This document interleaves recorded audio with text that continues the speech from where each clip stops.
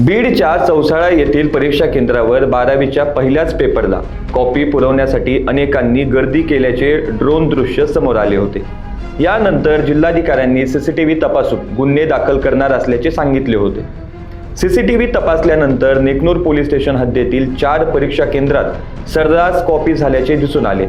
या प्रकरणी समंदर हमीद खान, प्रभारी गट शिक्षण अधिकारी, पंचायत समिती बीड यांच्या फिर्यादीवरून 4 परीक्षा केंद्रातील केंद्र चालकांसह एकूण 17 जणांवर गुन्हा दाखल करण्यात आला आहे।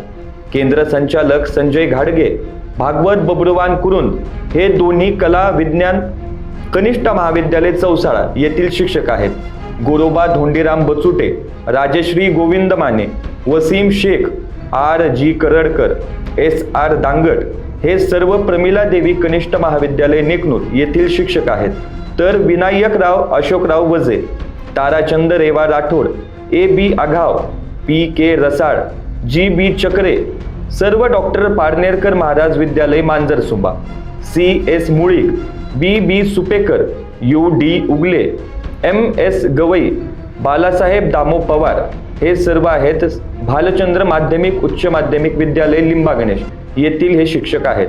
आता या सर्व प्रकरणाचा पुढील तपास A.R. जोकडे हे करत आहेत।